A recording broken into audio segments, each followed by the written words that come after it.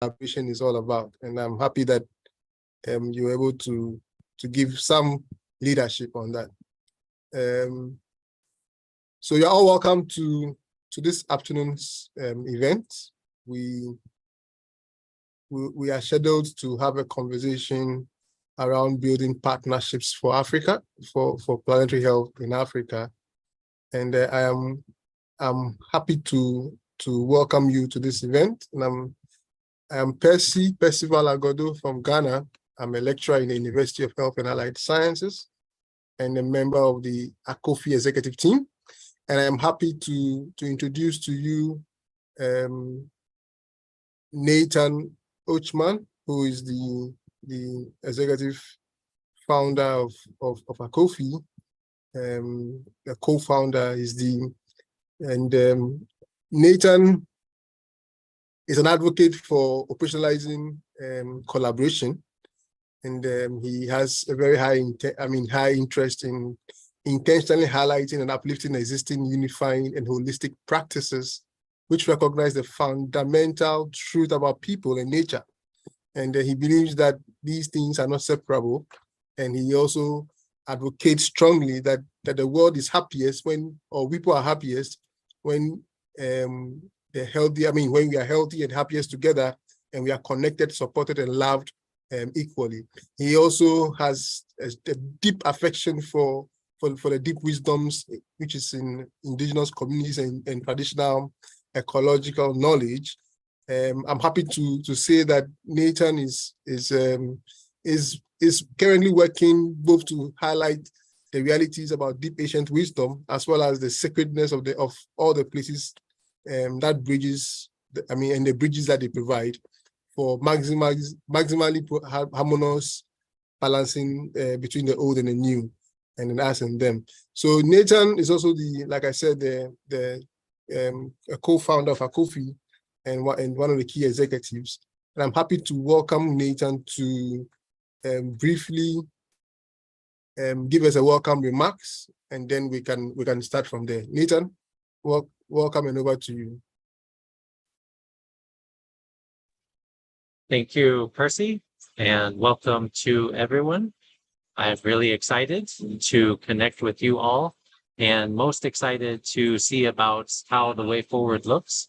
I'm hoping that the audio is clear. I'm in a bit of a noisy place, but looks like all good so far. Okay, so I'm just going to do an impromptu overview about Acopphe and try and, as much as possible, be true to our shared story that is quite interesting and has been a winding pathway, but I believe that we are approaching really interesting points in our developmental trajectory, such that Nightingale and I are here in Kenya, and we are about to officially register Acopphe for the first time in Kenya. So we will be sure to keep you all up to date whenever that happens, so that we can have a collective birthday celebration with the anticipation that this will be the first of hopefully many locations that we can plant our collective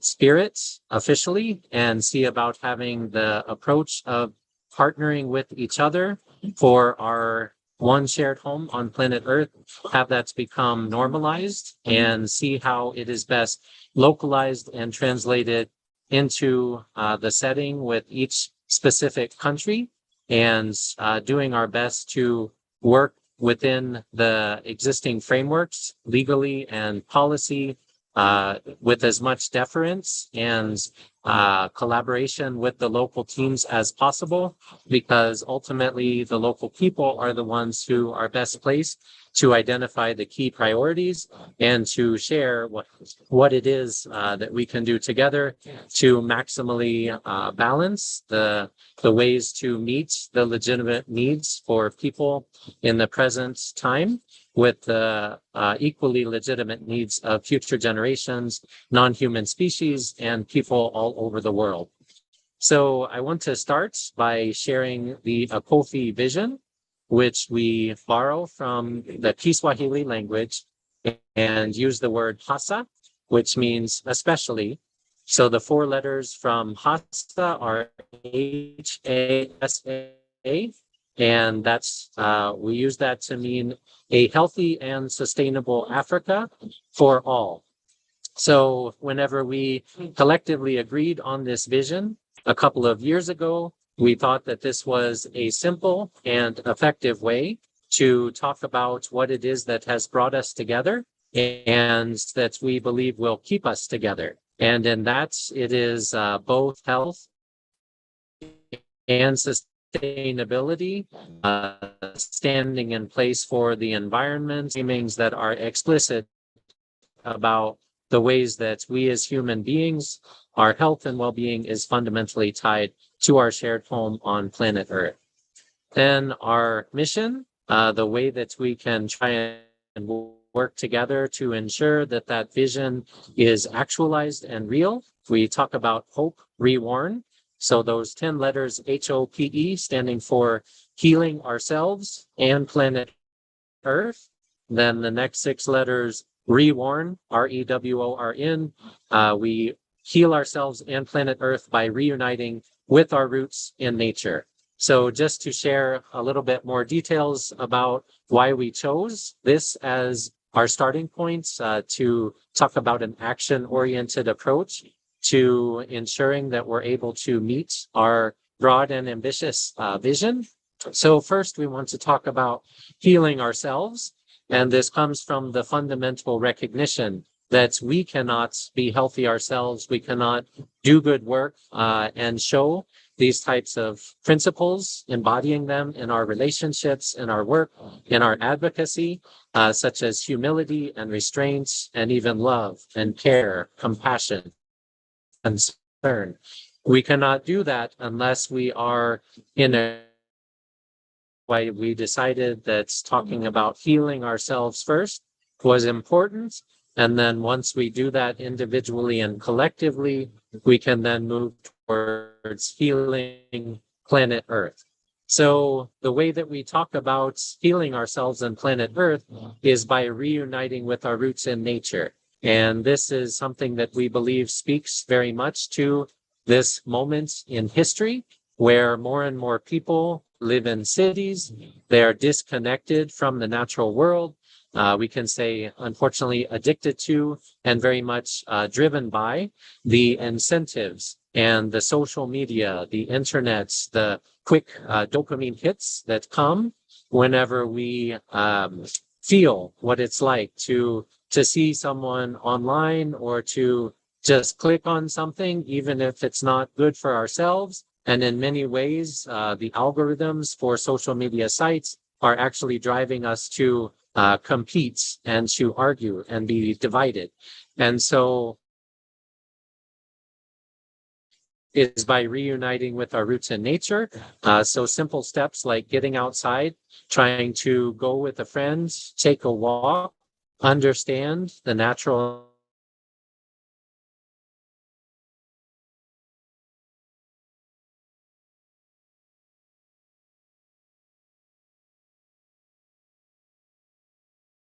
Oh, Okay, I think Nathan's network may have dropped. Sorry about that. Oh, okay, that's I'm good. going to hopefully not get off again, but if I do, I'll try and address the internet connection issue. So was just saying that we very much talk about how important it is for human health, individual health, community health, all the way up to planetary health, that we know and understand the health of our natural environments that surrounds us. And so just by understanding the environmental issues that are prominent and present in our communities, in our countries, and worldwide, this is a starting point for us to understand how we can actually be stewards of and heal so many of the problems that are in the natural environment.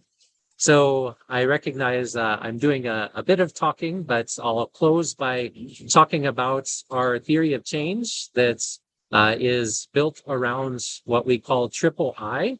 So in that, we talk about intergenerational, international, and interdisciplinary as being four fundamental priorities for who we are as Acopphe and the way that we do our work. So elaborating a little bit more on the first one, intergenerational, there we talk about both young and old and everyone in between. And for us, that is very important that we try and ensure that the content that we present and the way that we hold space together is in a very child and family friendly manner, so that as much as possible, this is a space that children and youth feel welcomed and know that it is welcoming and can actively contribute together with us at the same table and in the same spaces. Then for the older generation, we give them appreciation and even want to actively seek out our elders who are the bearers of ancestral wisdom, ancient knowledge, and traditional and indigenous knowledge. This being something which, looking generations back, all of us understood as common sense that we were one with nature and one with each other. And so we have the belief that by actively seeking out our elders and giving them prominent positions and opportunities to share this knowledge with us, it is a way that they can especially help to promote and actively advance intergenerational wisdom exchange. So the next I, we talk about international, and I believe that all of you are able to see just by those of us who are present together today, we have a very strong international identity. And for that, we talk about local and global being simultaneously important, with the core recognition that we cannot be healthy or well or safe if we are not a part of a global community that shares these values. And so just want to also take at least a few seconds or a minute to acknowledge the ongoing humanitarian crisis that is happening just a little bit to the north and west of where we are currently in Kenya, in Sudan. And this is something which I won't claim to be an expert on, but very much want to say that I believe that this community can come together to support our brothers and sisters, to understand the issues that they are facing, and stand in solidarity with people in Sudan and with people around the world who are actively under crisis and victims of war and conflict, which we are confident will unfortunately be present for the foreseeable future, looking at how prominent it is that approaches like competition and narrowly defining and identifying ourselves as human beings, whether it's nationalism or other types of values or belief systems. These are things which we believe are actively fighting against planetary peace, planetary health, and planetary justice. And so want to just encourage us to try and actively follow the events that are happening in places like Sudan, Ukraine, around the world, so that as we advocate for as much of an optimal balance in the future between present and future needs, we are able to understand these issues and stand together in solidarity with people around the world who are actively struggling to even meet their basic needs. So the last I that I want to talk about for the Acopphe core approach is the interdisciplinary. And for us, we talk about in our name, Acopphe, standing for Africa Community of Planetary Partners for Health and Environment. So the H and the E at the end of our name is very much core to our identity and our approach, that health and environment, we believe, are strongly synergistic, complementary, and need to be reunited. And the way that we talk about that we believe that we can do that is through healthy and balanced relationships. So those relationships starting with our relationship with ourselves, then working outwards, our relationship with our loved ones, family members, community, people in our workplace. And then very much what we're trying to do in Acopphe is to build community, authentic, deep, meaningful, impactful, and positive and healing community at the planetary level. And the way that we do that is by celebrating the beauty of diversity and trying to bridge harmful divides. So I want to again thank you all for listening. We are here for you and actively interested in seeing who is able and willing to step up with us, our all voluntary international team of leaders, doing our best to meet the needs and see what opportunities are there. And so looking forward to the great discussion that we're going to have today. And back over to you, Percy. Thank you. Well. Thank you so much, Nathan. That was really in-depth. I wish we can all give him an electronic clap hand of applause. Let's find that on our. That was excellent. That was excellent. I particularly like the part where you highlighted the fact that we are focused on the three I's: intergenerational, interdisciplinary, and international. And that is the essence of what Acopphe stands for, and I'm happy to take note of that. And I believe that our listeners also really got that part very well. Just a quick one. We want to know where everyone is coming from. So if you could just type in the chat where you are joining us from, if it's from Africa, which part of Africa you are joining us from, or which part of the world you are joining us from. I am here in Ghana. I see a number of other names that I'm very familiar with. It's good to know where people have come, have joined us from. Let me see so there's Cameroon, there is somebody else from Ghana, Brooke Eshan from Ghana. You're welcome. There is Teresia. I hope I got it right. Teresia Gitao from Kenya. That is beautiful. There is somebody from Brazil, Vanessa from Brazil, and Joelita and Donovan. Donovan, yes. And yes. Joelita, Yes. three of us. Yes, excellent.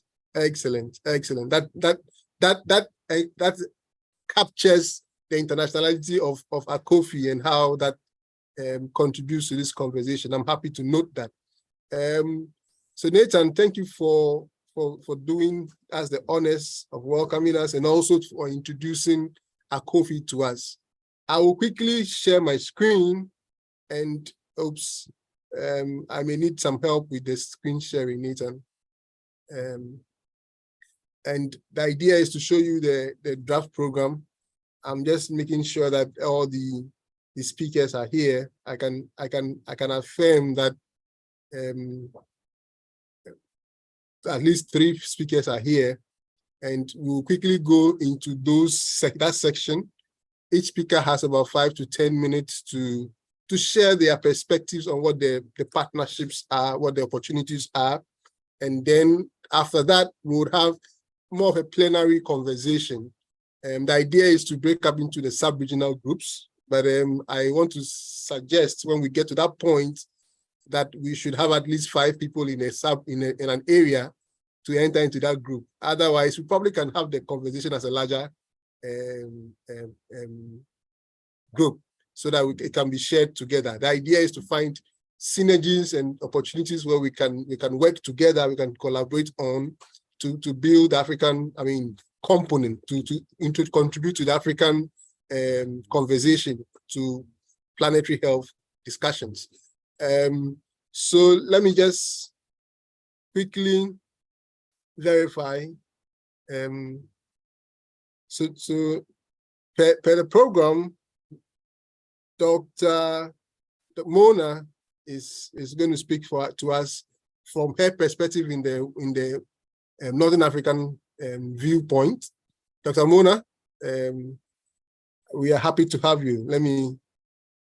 You are welcome to this space, and I encourage you to take over and speak now.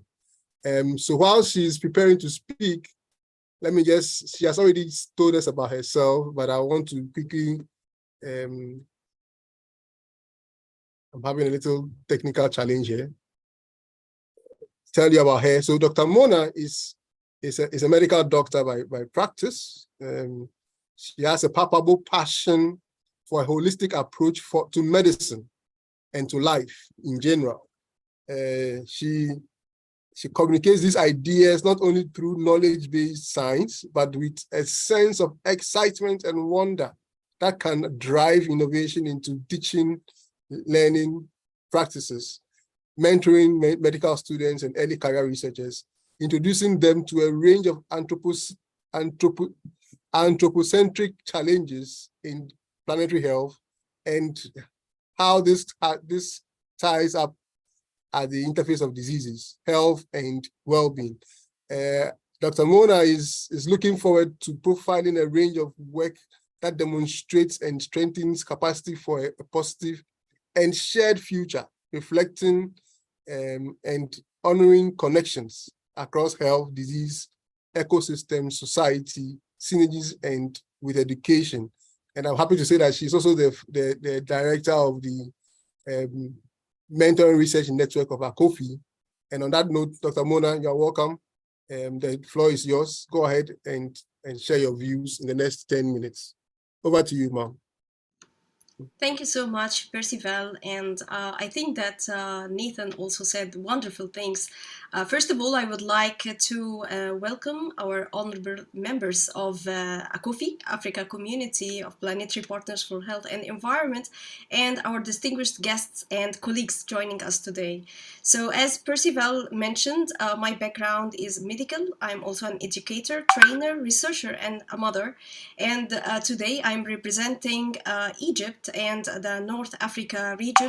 And it's an honor to address you all today on behalf of the Academic and Research Society of our region. And as we gather here today, celebrating the Environment Day, we are all too aware that the challenges that face our region, particularly during those times of war and crisis that Nathan described, is really paramount, and the Sudanese developmental issues and struggle are a clear example of that impact of this crisis on our region.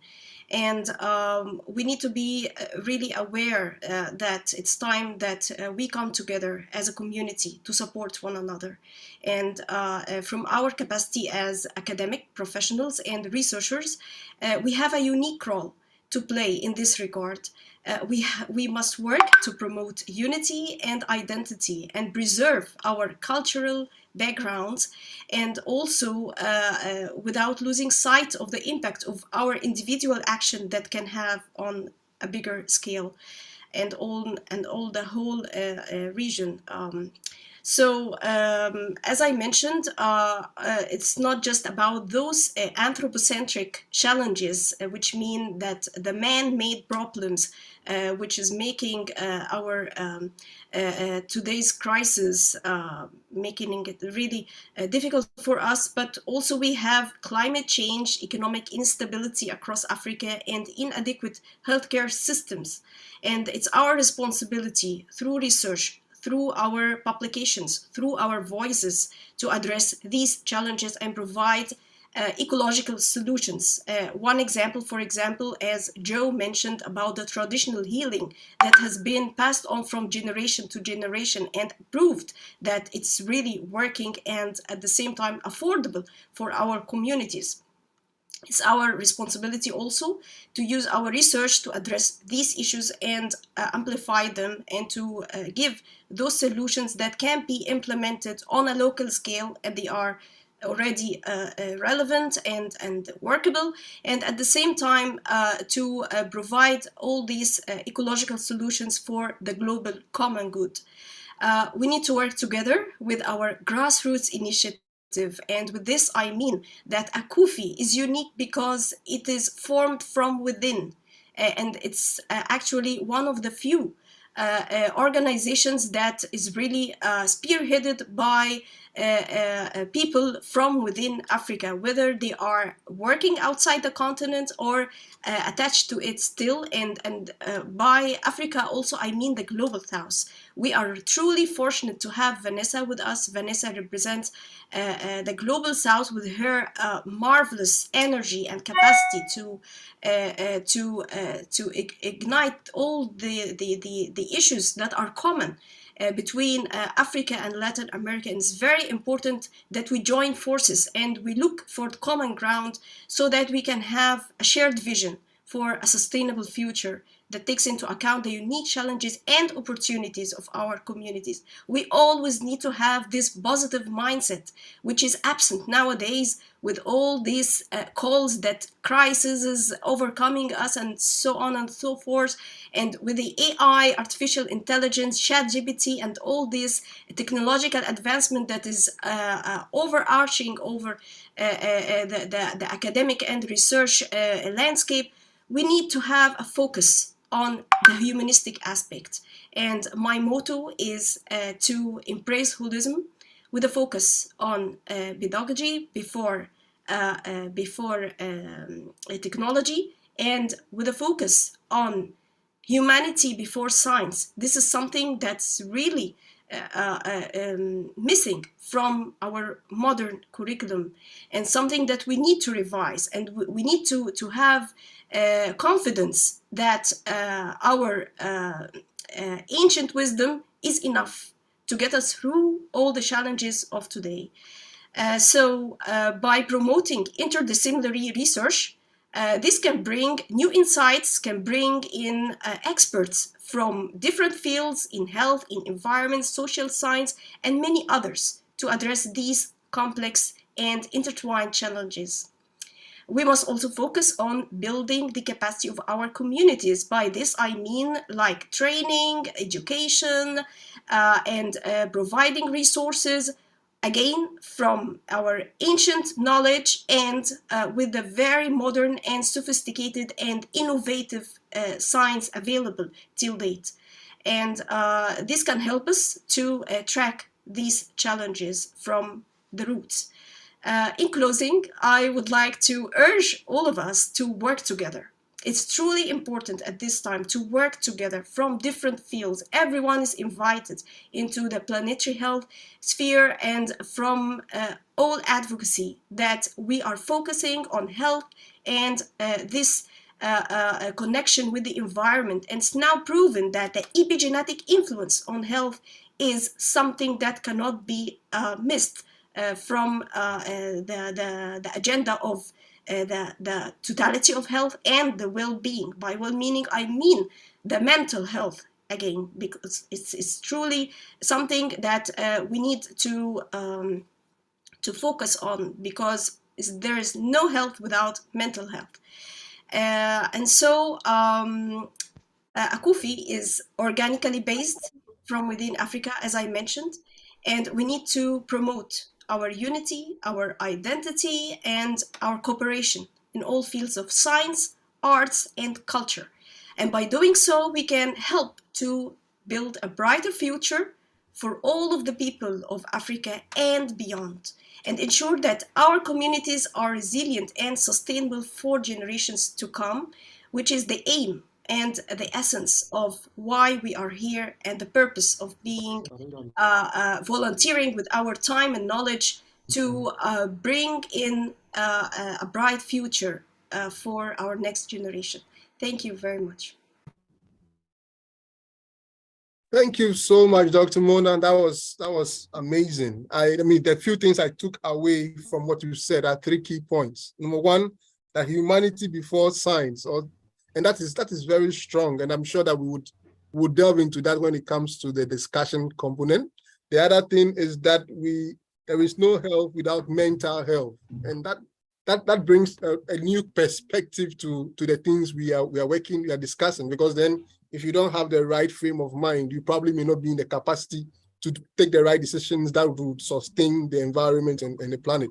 So I totally agree with that. And the last one, which I think was strong for me, is the issue about the working together, and that is the essence of this conversation: collaboration, building linkages with each other, and I mean, help supporting each other in a way that we can build those synergies to ensure we are protecting our planet. excellent delivery.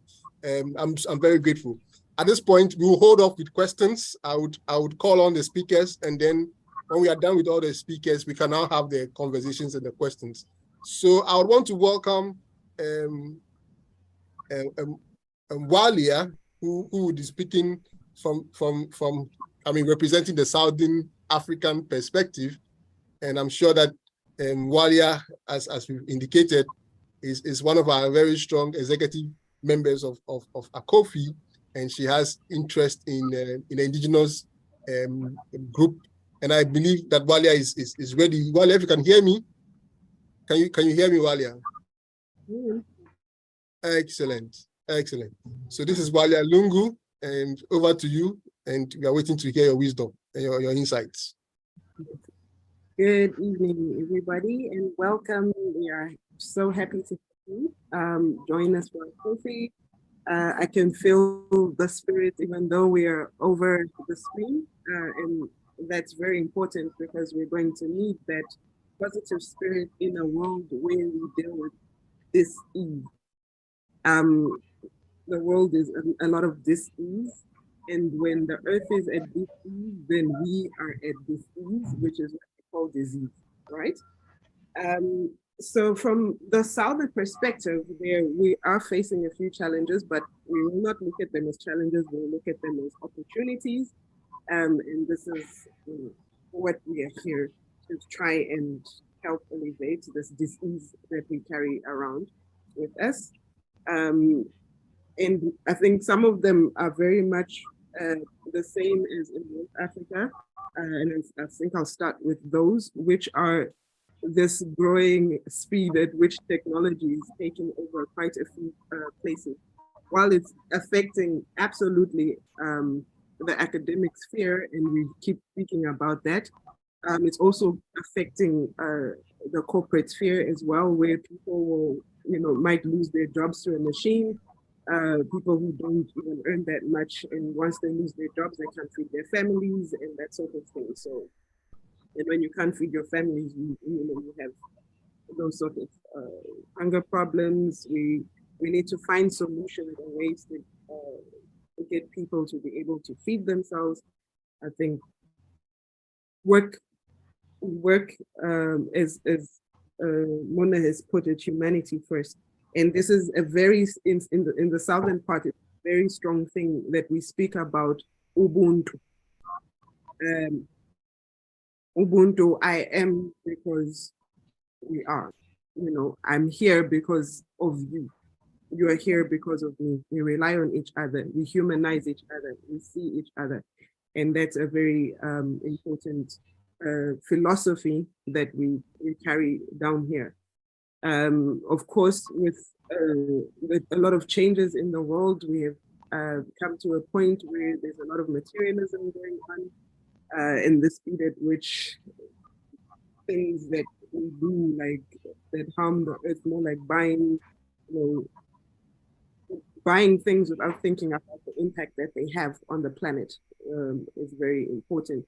So the growing aspect of technology was one that Mona mentioned. The mental health issue is a very important thing.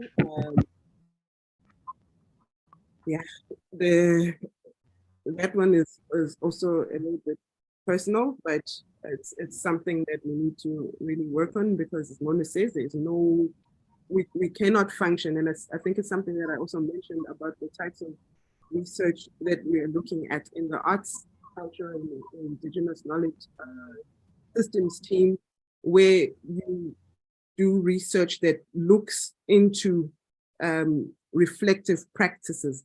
So it looks into your personal experiences around certain things so that you can address some of these things, reflect on them, but it's not in isolation of other people within the same environment. And so building communities where, in safe spaces where we can actually engage with each other and help to share our problems, encourage, if we have people on the team who are professionals at, mental health, really bring them forward to the forefront.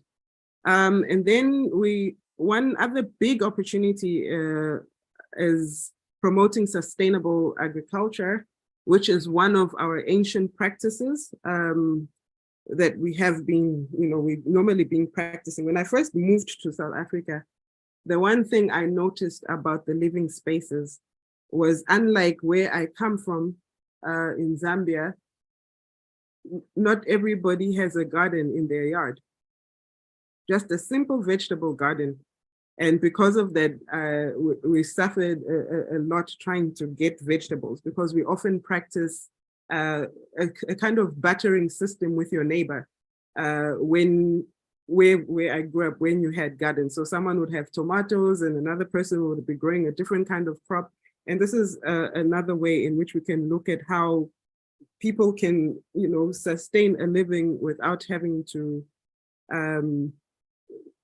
go to the grocery shop or spend lots of money on food, which is becoming extremely expensive. So looking at agriculture, sustainable agriculture, but also with something like sustainable agriculture, looking at entrepreneurship. This is something that we speak a great deal about here in this part, at least in Durban, that I've heard, but I know it's a big thing for Africa in general, because Africa needs to find a way to build industry for itself.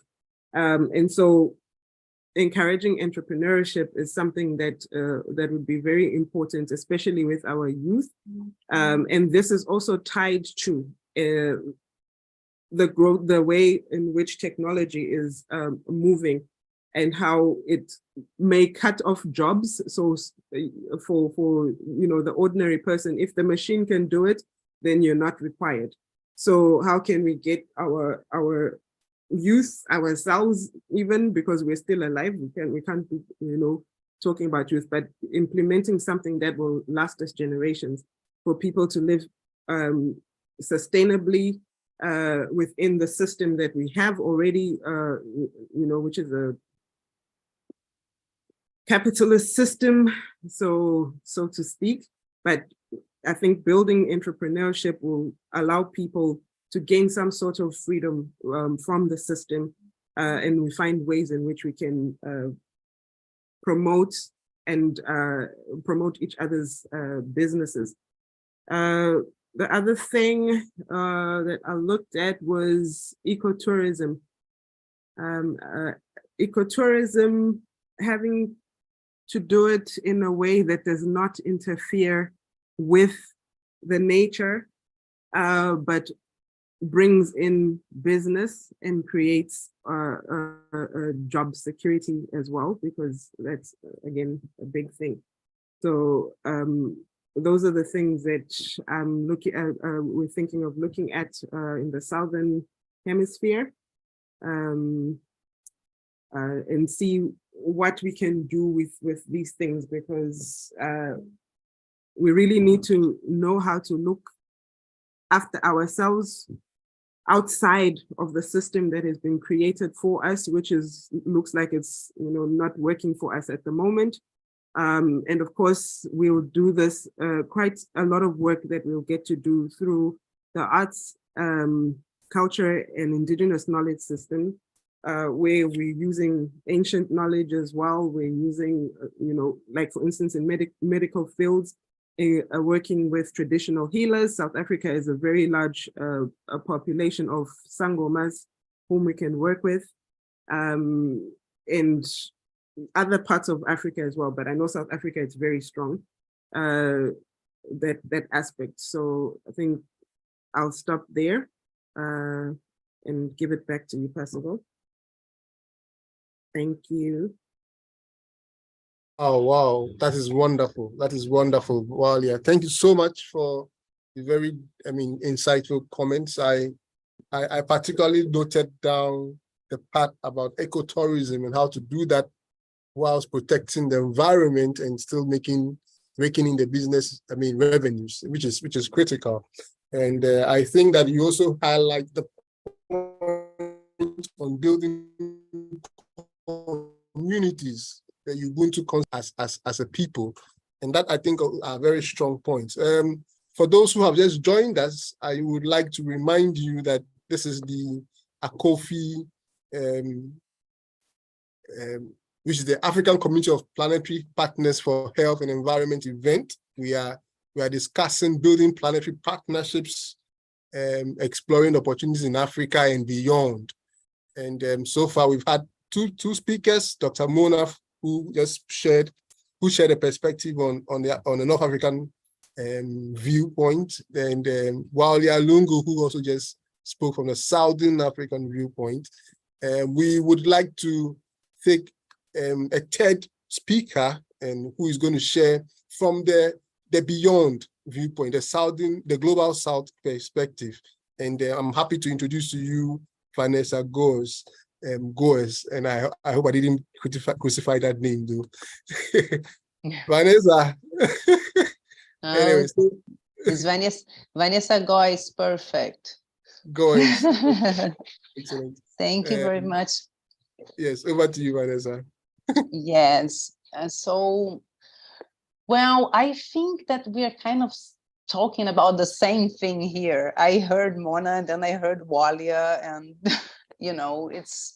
it's just this. I mean, our reality now with the Anthropocene, we have a huge challenge as humanities, and we need to stop and review what we have been doing along this time, and try to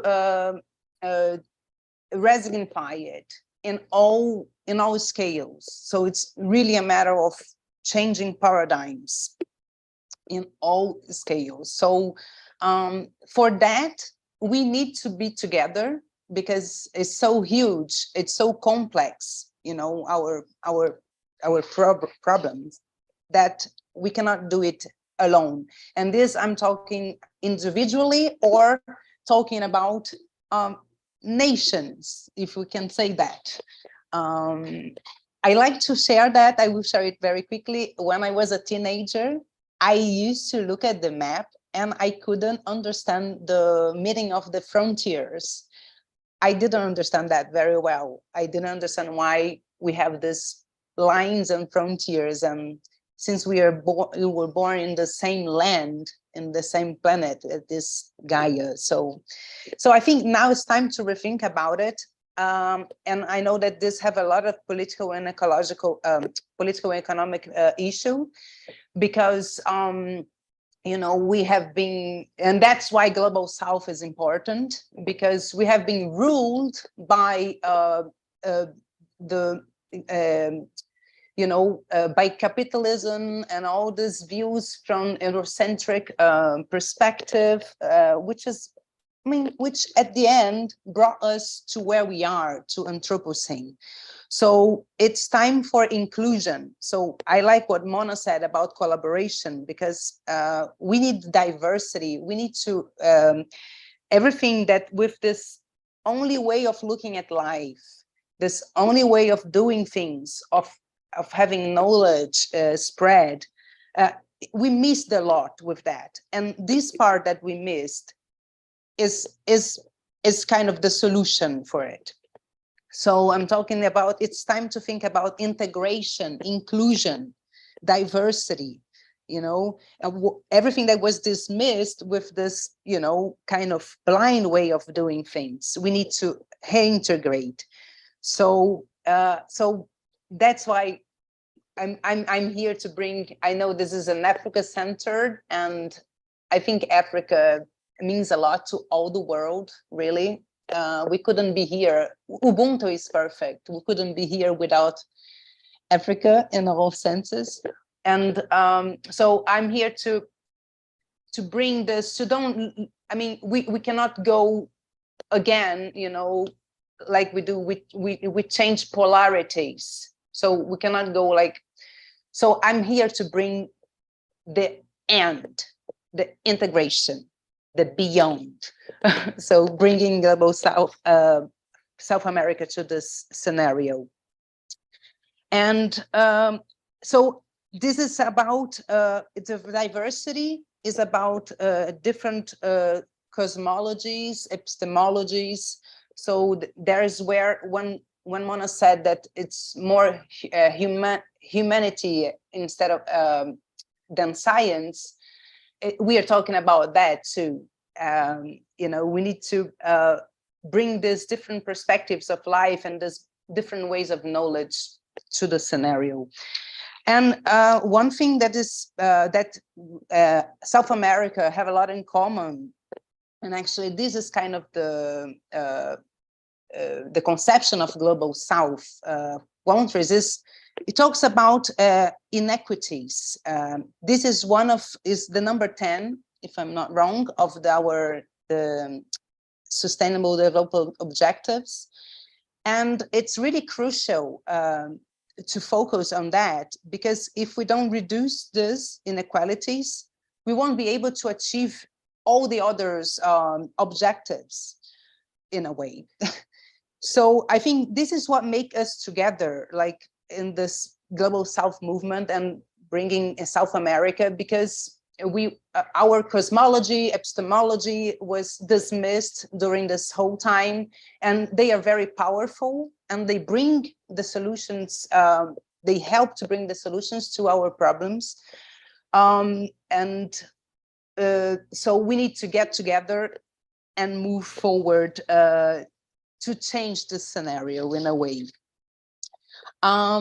We had lastly, I mean, focusing in South America, we have very not long ago the release of the South America Lancet Countdown, and I will just read the key message from this document, which is very important for South America, and I think it's kind of related to Africa too. Is the climate change is harming the health of South Americans, and it's time to take prompt action, because climate change is heading up, especially this undeveloped countries, right?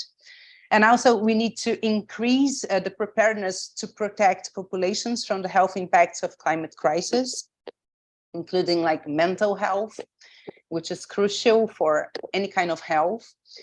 South America must continue to accelerate efforts towards a race and zero carbon transition. And South American countries require serious financial commitments to respond to the challenges imposed by climate changes. So yes, we need to get together because we have the same issues and we have powerful weapons. And if we get together, I think we can change the scenario faster. So thank you, and I'll pass the word back to Percival. Thank you so much, Vanessa. Wow, that is very great. I mean, my key takeaway, when you were speaking, I mean, this quote from Albert Einstein, I believe it's credited to him, just came to my mind. It is insanity to continue doing the same things and expect different results. And when you spoke about it is time for inclusion, I was like, oh, it's time to look at what we are doing in Africa and the contribution of Africa. I was like, wow, that's true. Africa truly is here because, I mean, the world is where it is because of Africa's contribution. But then Africa is not getting the credit for what it is, enough credit as it were. So I think that it's a good point you make when you say that we need to actually, I mean, really look at the conversation, include the Africa in the conversation, and I think that's a great point. But thank you so much, Vanessa. Wonderful again. At this point, I'm going to have to welcome Orieni for the Eastern African Bloc, and I'm sure that Orieni, can you hear me? Yes, I can hear you. Hello, Percy, and hello, everyone. My name is Orieni Japheth from Kenya. I am the... Excellent. So Orieni, you can go. Go ahead, Orieni. You go ahead. Okay. and I'll be sharing my screen if you allow me. confirm that you can see my screen. It's in now. Go ahead. Okay, just a minute, I present. Okay.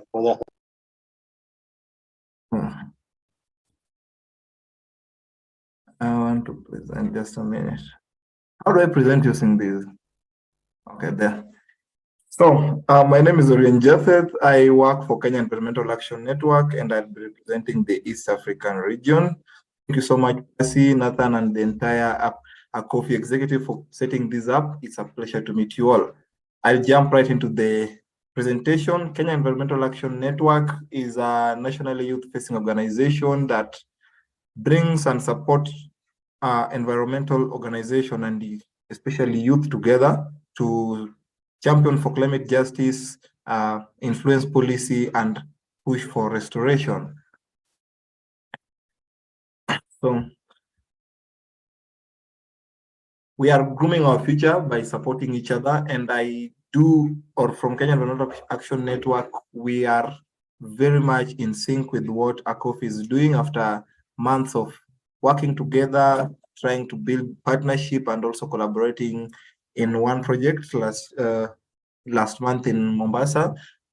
We realized that there's so much that we can benefit from a collaboration of both organizations, because we have a number of projects that interlink with health, even though we hadn't think of it that way. But through interaction with Nathan and Knight, we have been able to see ways of partnering together.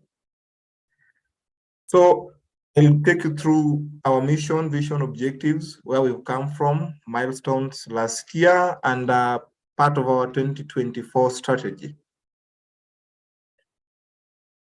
As I said, is a national facing network for Kenya environmental sustainability leaders. We create space for engagement across sectors while encouraging all contribution towards sustainable environmental action. Our mantra is keen towards environmental action, and our name is Kenya Environmental Action Network. So you can see keen and keen. We work on 4 pillars: youth action, knowledge sharing, policy influence, and capacity building, because climate change requires a multifaceted and integrated approach, and we can't solve it by just focusing on one pillar. We have to be diverse. Our mission is to bring together climate and environmental advocates actions and to push forward together. Vision, a collaborative space for nurturing Kenya environmental sustainability leaders. But last year we went beyond Kenya and did a project that was for the entire continent. So that has kind of influenced also our vision. Going forward, we want to focus more, not just locally, but regionally and also globally, because we are all connected. Objective is to create space for active implementation of SDGs, but also not just focusing on SDGs. Actually, SDGs looks into livelihoods, economy, social factors, political factors, health factors, education, and these are things we want to integrate in our projects. This is one of our projects called Bustani Gardens, which I'll be talking about, the logo here. And that's an image of our members being implementing or installing a Bustani Gardens in one of our sites. Then that's an image of the youth we sponsored to COP27 in Egypt. If we trace our steps as KIN, we were founded in 2020, but we have from then up to now, we've engaged in a lot of campaigns, mostly in advocacy, trying to influence policy.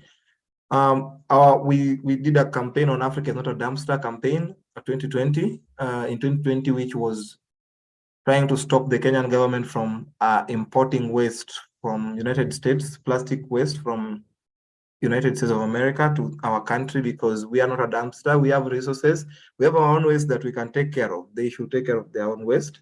And also, it was trying to bring people together to champion for a plastic-free world through Beat Plastic Pollution campaign.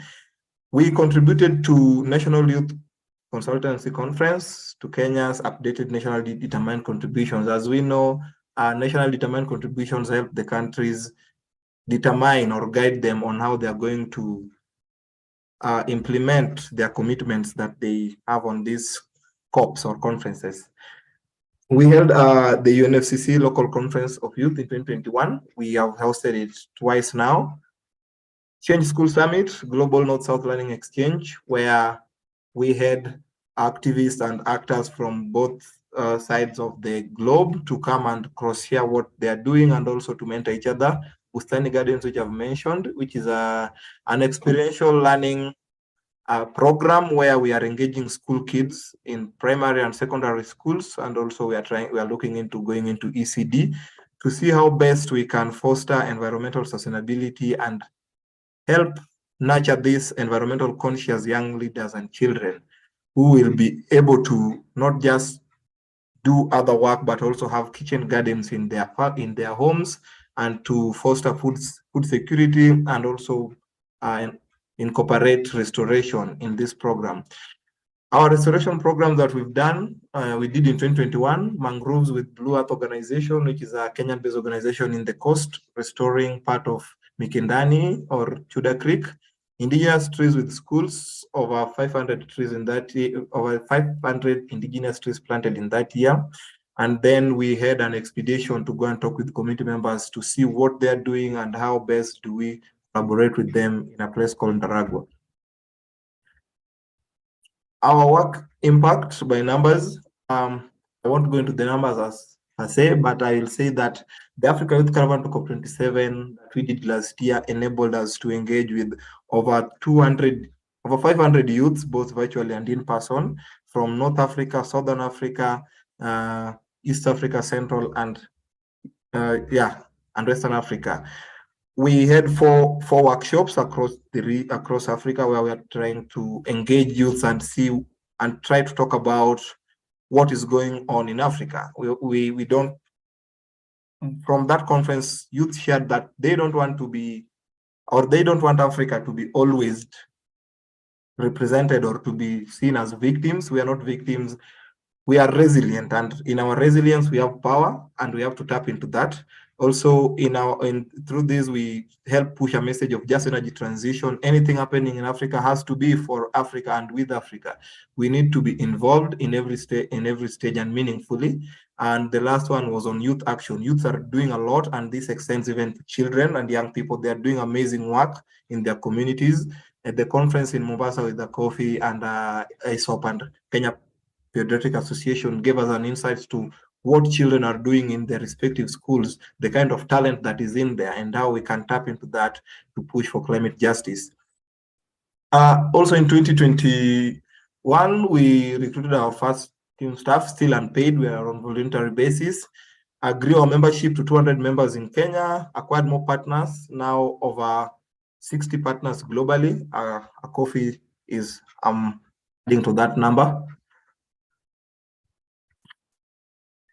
So our work impacts, as I've mentioned already.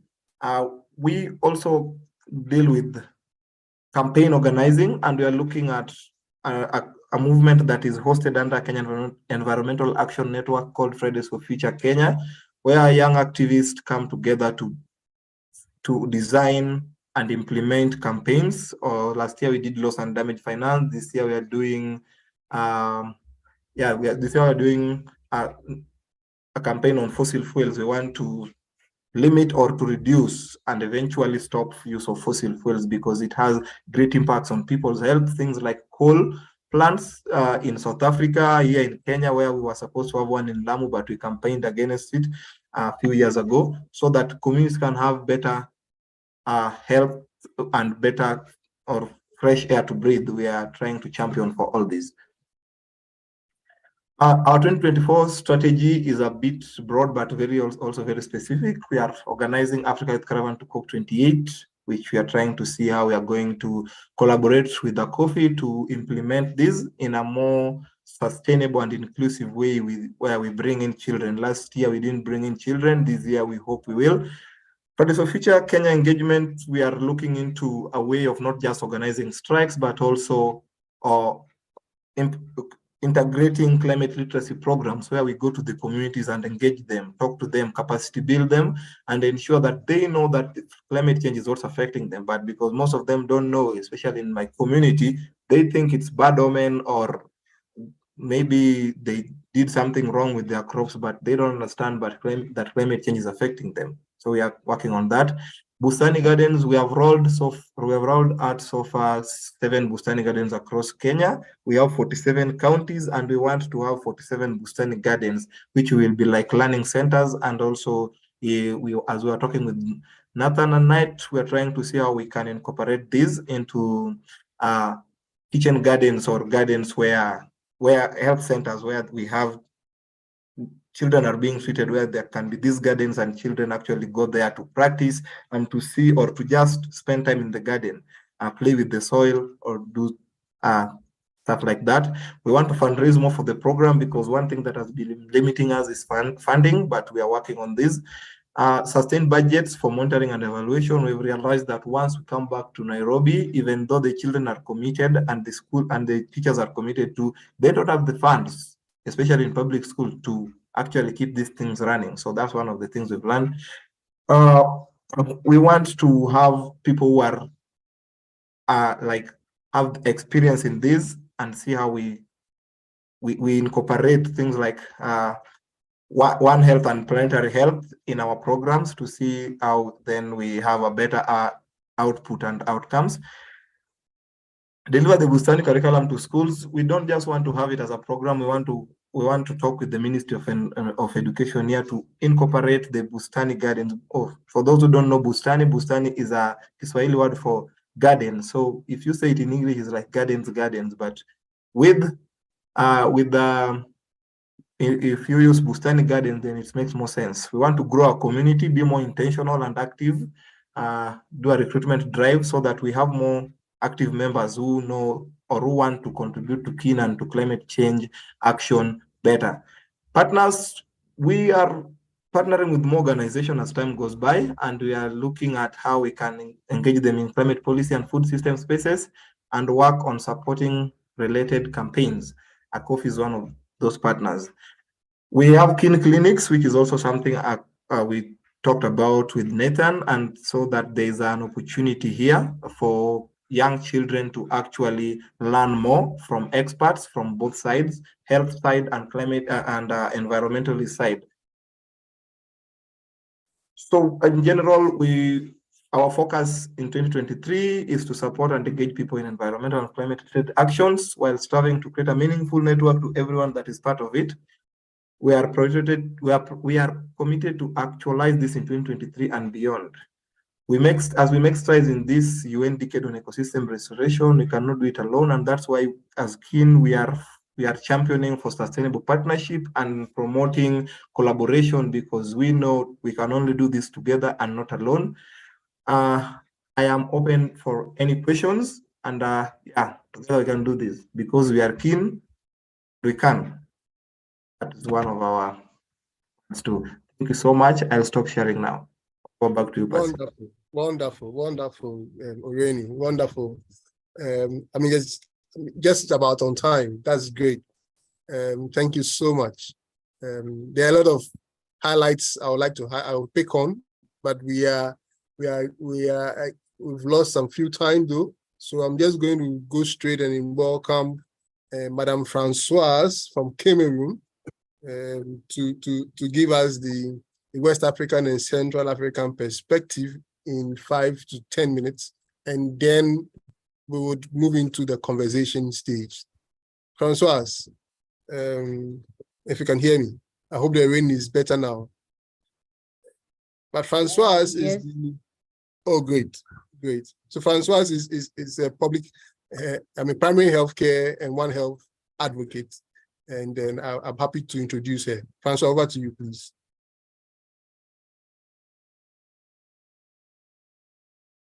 Yes. Thank you very much. I don't know if you can hear me now. I can hear you, but it will help if you get closer to your microphone. Can you hear me? Yes, please. Okay, thank you. I'm always excited to talk about One Health, Planetary Health. It's just so wide and so interesting it's an interesting space to belong. This evening, I'm going to talk about how to build partnership. Yes, I think for us, we need to first of all develop good relationships among, develop good understanding of ourselves, and know ourselves better before we can get out. And there's this popular saying that charity begins at home. So you develop yourself, an organization begins that sometimes it's not great to reach out because he struggles to build himself. So I think for an organization to seek for partnership, you should first of all have a name, try to develop yourselves within, and try to make sure that you have done some work, you are credible. When they will come to investigate, they will see that, no, we can really work with these people. They are good, they are doing some good things. So that's what I mean there. And we also have to value every member, knowing that we all are from different spheres, and it is a multidisciplinary team, and everyone has a space, and everyone's space is very important. And for a team like Acopphe to develop partnership, we also need to get the assets. What are the assets we have within? What are the resources we have within? And then as we are reaching out, we know that there are people that can handle this space, there are people that can handle the other space. And also to reach out is very important that we involve advocacy groups, we need involve the media groups in order to reach out to other people. And then we use also our connections to reach out to others to develop partnership. And of course, partnership will only be developed with like-minded organizations. And we also have to see what is in our action plan, what we are planning to do, how are we going to handle the relationship we are developing. Sometimes it becomes so much that we are not ready to handle it. I think it's very important to develop a kind of action plan, how we are going to handle the partnership we are getting into, who handles which aspect, who takes which aspect. And in this, I want to say that the kind of multidisciplinary team we have help us to really think about planetary health and the generation to come, knowing that we are working for a sustainability where we want to keep the environment at a good shape for others. We want to keep making sure that the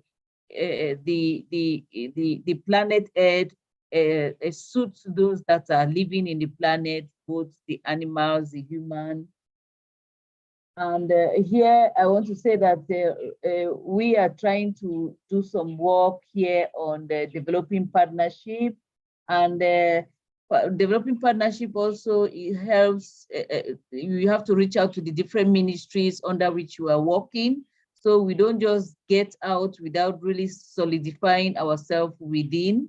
In Cameroon now, the European Environmental Bureau is really sending a helping hand to work on pesticides and the HHP, the highly hazardous pesticides. And with this space, we came to realize that some of the pesticides that are banned in Europe really find themselves in our country, and the farmers that use it really do not know how to handle it.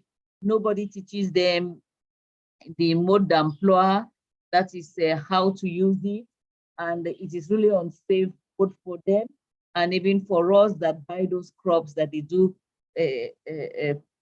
plant with. And so we have to reach out to the Minister of Agriculture to see how we can work all this work is being supported by the European Environmental Bureau, and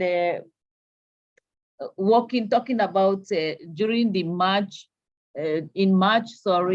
around the Women's Week, there was a lot of talk that I gave in different organizations about the food safety and food security, especially concerning the food poison with pesticides that reaches our market. And it is a talk that we still continue to do, and also encourage these women to use the organic to grow their garden. And every home should have a garden. I was glad when Wale was saying something like that. Every home should have a garden and grow it organic so that you can quickly reach out and pick up something there.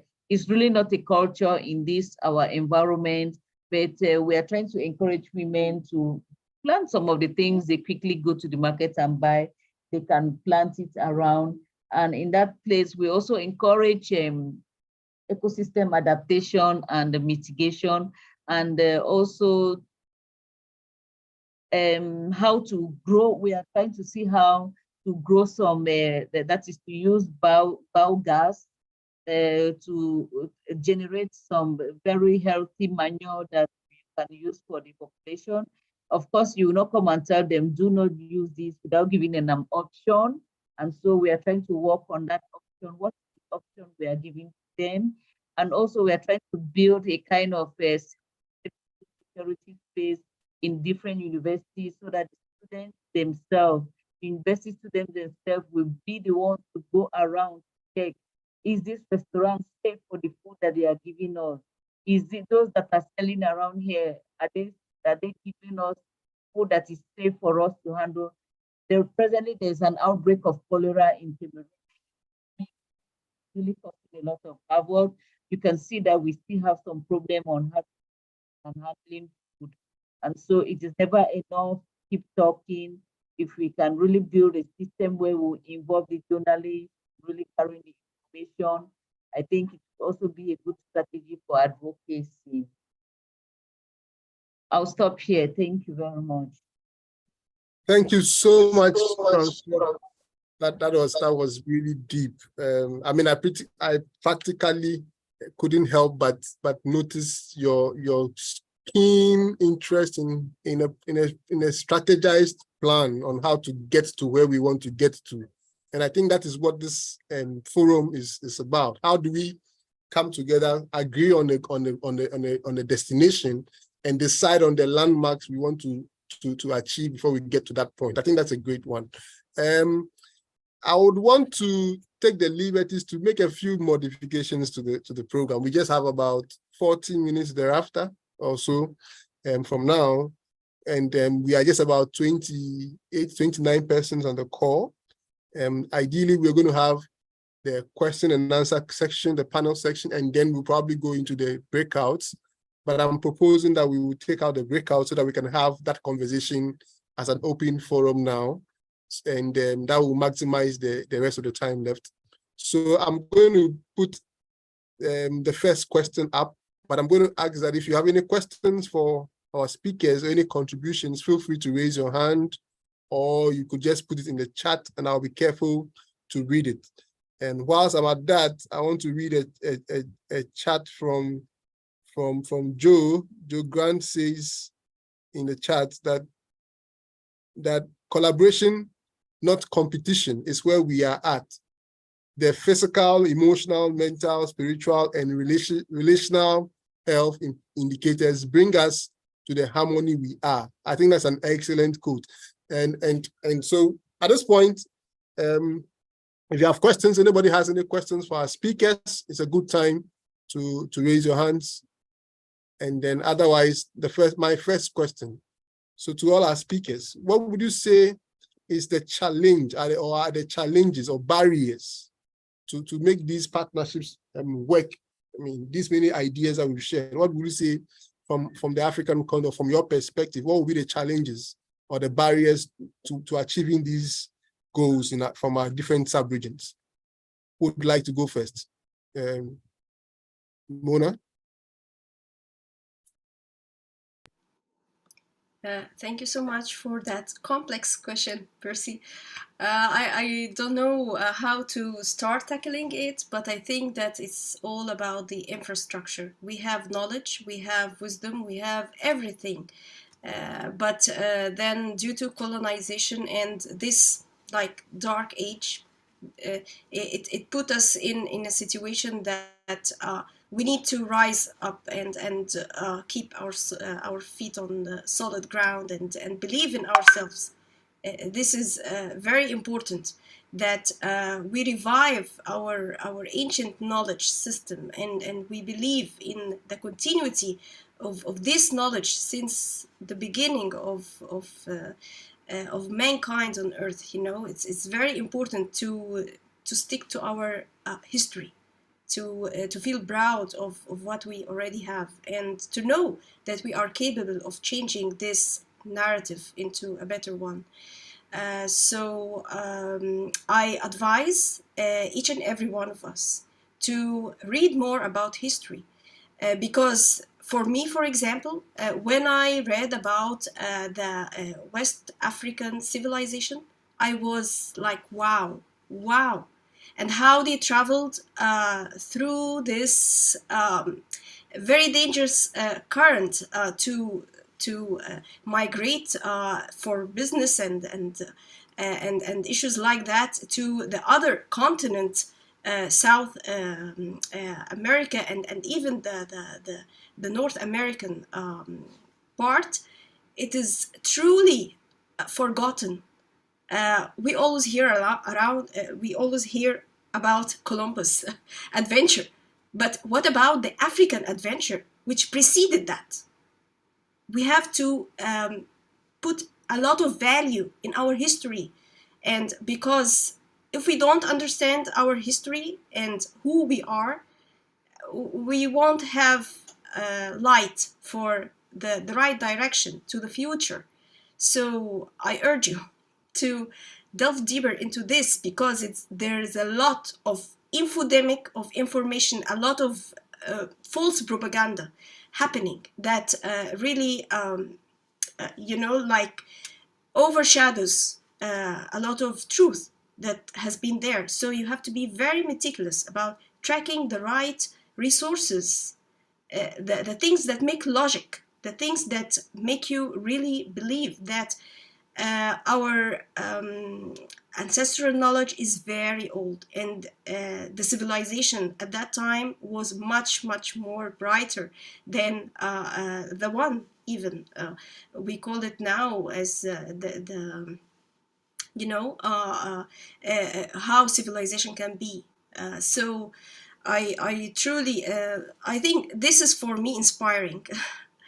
Because even when you ask me about my ancient Egyptian knowledge, I have to revise it. I have to think like, how can a civilization be built on so many God and goodness and all this, something that's really not in line with the high achievements at that time. So the resource is very important, and to couple the recent technological advancement with the authentic text from history. With this coupling, you can have a reimagination of how we can restore our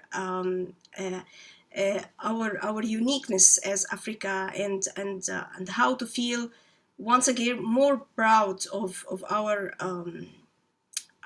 indigenous cultures, something that has been eroded over time, and we should believe that this is the way forward. We have to admit this, that we are now operating on partial knowledge. This is not the way that things should be.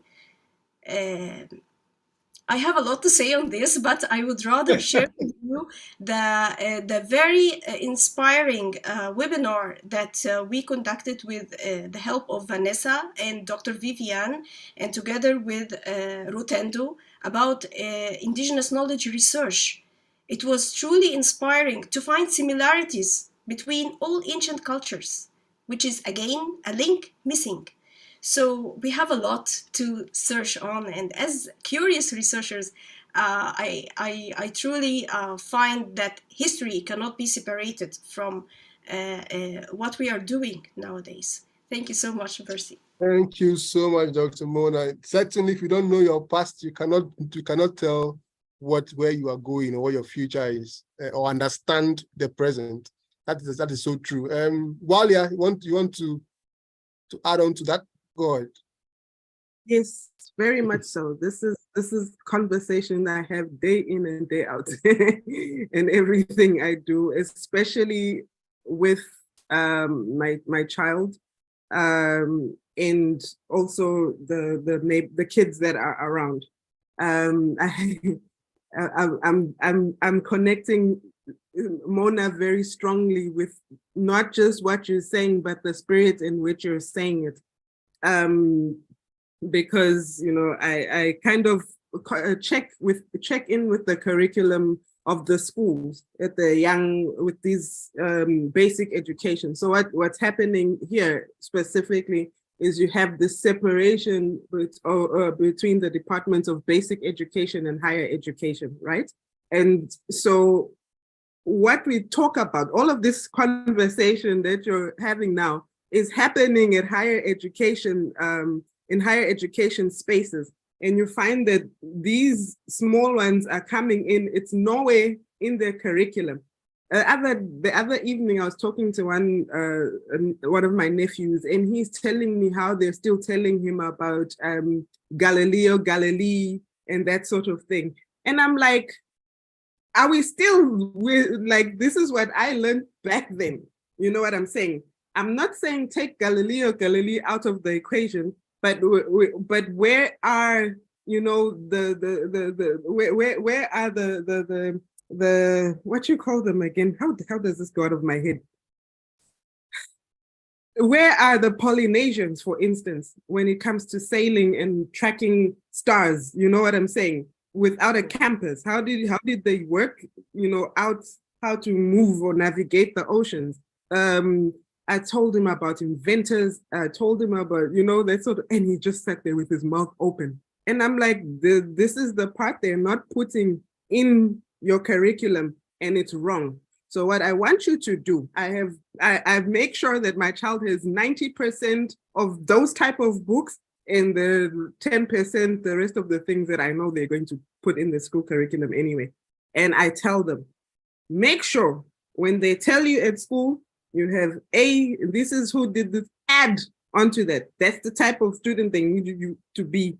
And if they argue with you, then you know that you're also dealing with other people who are working within a system that is not, it's not for our enhancement, and that is wrong. And don't be afraid to speak up in the classroom about those things that we have contributed into history.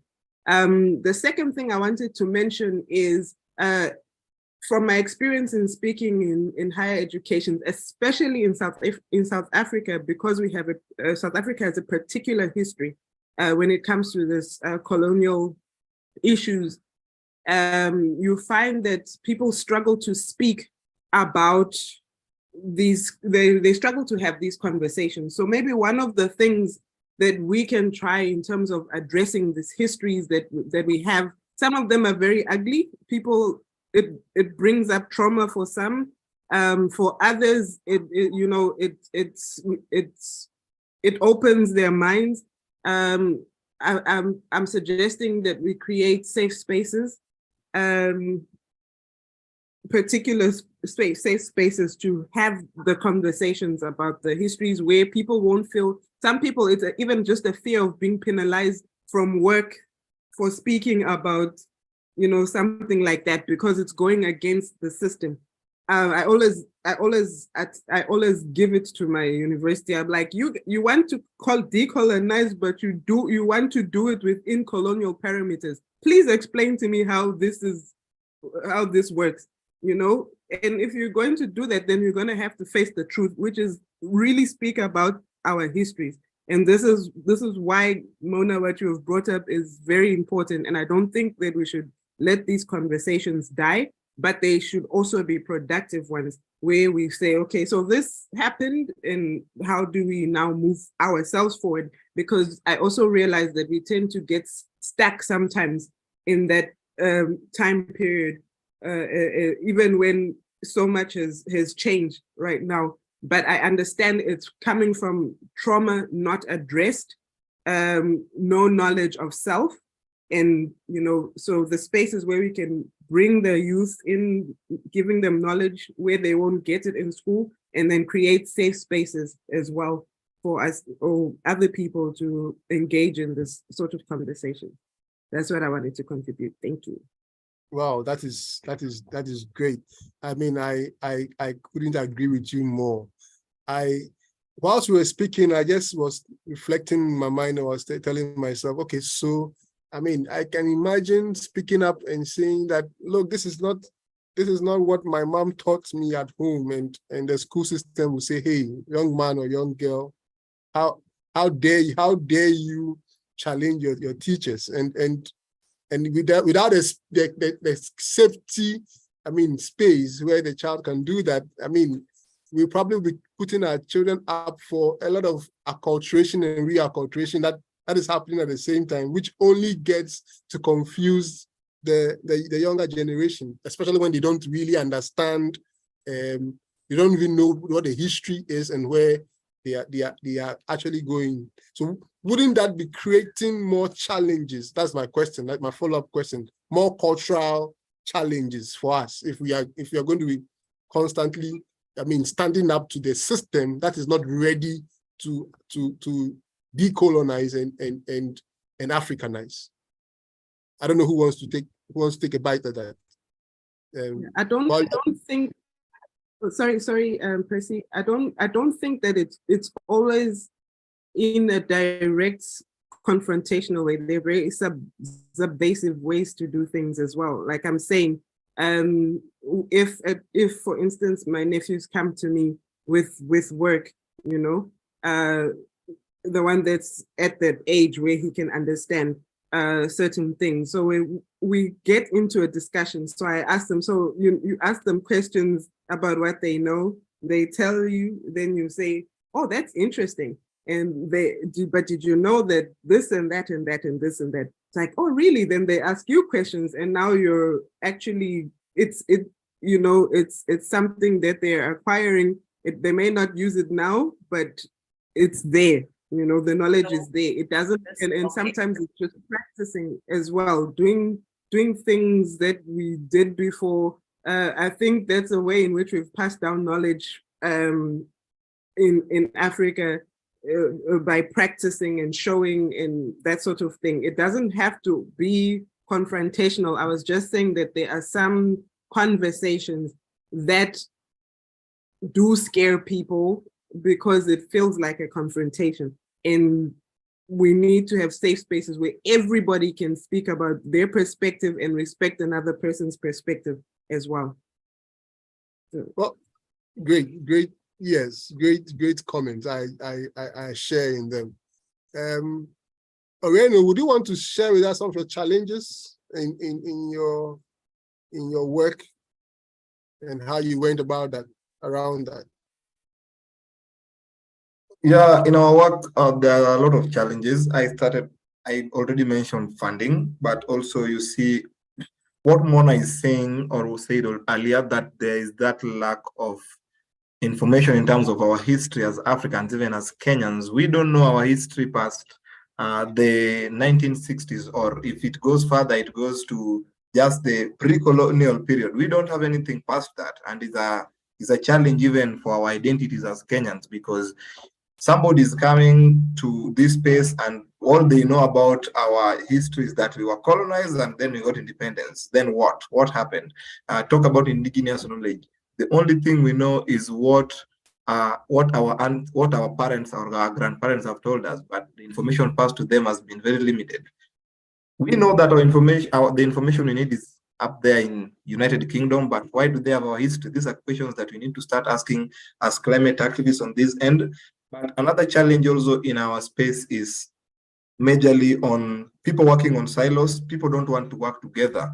And that one can also be linked to the need to control funding. For most youths, people don't want to come together and even collaborate in fundraising. You see, if we collaborate in fundraising, we can raise more funds together rather than just everybody applying for the same funds, but with the same ideas. We look confused and disorganized. What Kin is trying to push for is to bring youth together, work together. Even if somebody is working on a project on health, let's support that person working on health and let's make the project big.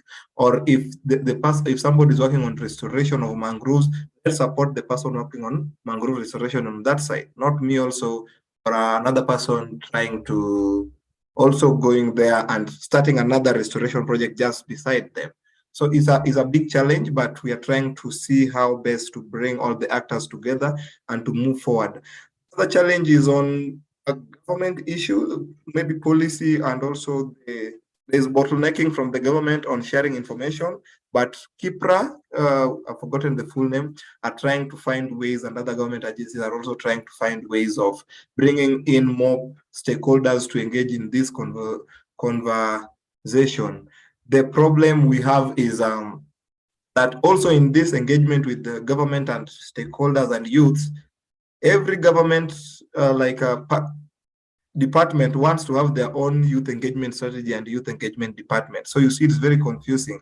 They're bringing the same problems into this multi-sectoral and holistic approach.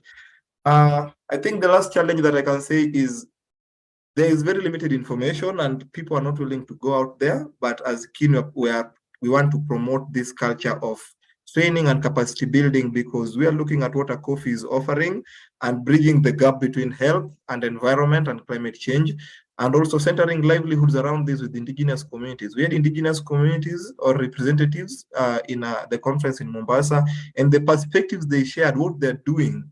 So they had this program called Adopt a Donkey and how it's helping them with transporting water, food. And I think that's amazing. It's a local solution and such things need to be promoted.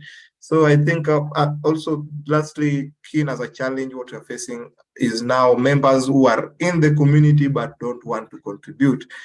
And I think this comes with motivation, because you see, people need to see whatever we are doing adding value on their lives. And sometimes it's very difficult to bring everyone together, and that's why I appreciate what Acopphe is doing here, and I can't wait to see how things are moving. Thank you so much, Percy. Thank you so Hello. much, Lennon. Yes. Yes, it's just, oh, sorry, Percival. You go and then I ask the word. Just do it. Okay, so I see that there are a few more hands up. But let me just read a few comments from the chat so that it doesn't get lost on us. Oh, did I just miss it? I think I just did. Okay, so Teresa is saying that great insights, Dr. Mona and Madam Walia. Also looking deeper and learning from our histories beyond the near recent colonization to the earlier history where we likely were all closer linked, where we may share the same origin story, and from these, remember to heal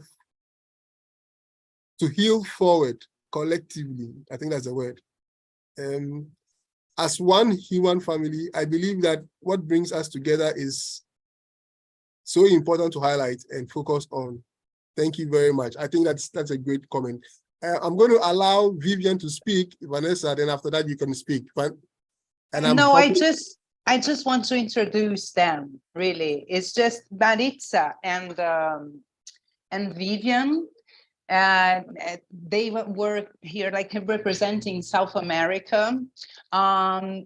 So Maritza, she doesn't speak English. So I think it's a very good thing for us to think for next time to arrange a translation possibility, because we are talking about integration, about diversity, and about global South specifically, and we don't speak English here. So I think this is a very important thing. Y Maritza, yo pienso que Vivian, tu peux traducir por Maritza, qu'est-ce que je estoy hablando, sí, por favor. Donc, they will need to leave. So I would like, because they are here, so I would like to honor their presence and give a voice. And maybe they speak in Spanish or English. I don't know, but they are very important ladies in this fight that we are moving here. And Vivian is from Bolivia and Maritza is from Mexico. So just Vivian, I give you a word, and then you please speak with Maritza and, you know, make her feel comfortable. Thank you very much. Gracias. Gracias, gracias. So would you want to speak, Vivian? Would you want to speak? I'm sure you can translate for us, Vanessa. I mean, let's hear their contributions. Thank you so much. Can I start? Yes, go ahead. Thank you so much. First of all, gratitude and appreciation for giving me some minutes to share from our experience in the plurinational state of Bolivia. I am so glad to hear that you are struggling too with recognizing your ancestral roots, with recognizing your ancestral wisdom, also to give answers to the actual time you are facing. Crisis, war crisis, health crisis, different crises humanity is facing, and we need to address now from our ancestral wisdom, what answers do we have? In the plurinational state of Bolivia, we recognize our cultures. We are plurinational state because we recognize who we were before colonization. And that's why I have behind me this beautiful flag that you see here, this colored flag.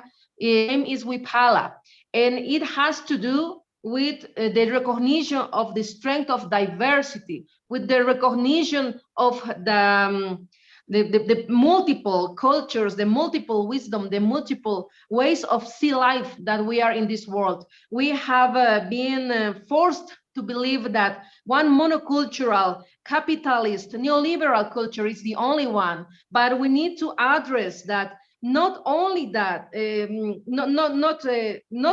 life is not business. Life is not for mercantilization.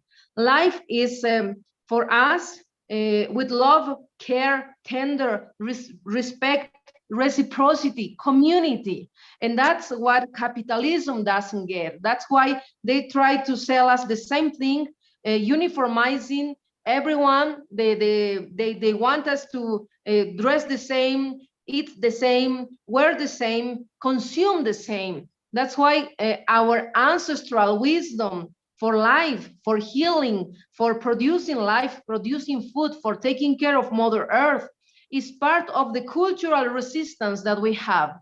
And it's very necessary for us to join hands, join efforts, join ideas, projects, because in the global south, we are the ones that have been facing all this struggle. We are the ones surviving to this genocide, colonial genocide, capitalist genocide. That's why we need to go beyond this with anti-imperialism, anti-colonialism, depatriarchalization, recovering the strength of our ancestors, because we are alive here today because they have taken care of us with the wisdom that is still alive inside our territories. Actually, I am a national authority in health inside Bolivia, and we are recognizing thousands of spiritual healers, midwives, naturists, people that works with plants. And today is the World Day of the Midwife. So all our greetings, all our gratitudes to the wise, tender, beautiful hands of our midwives all over the world. So I just wanted to share a little minutes with you. Now I am at the heart of Tawantinsuyo. I am visiting Cusco today. And Tawantinsuyo is the heart of our people, the empire of the sun, they called us. But it is a huge confederation that has to do with our ancient territories that are still alive, with our language, our traditions, our economy, our solidarity, the way that we work together. Aini means working together.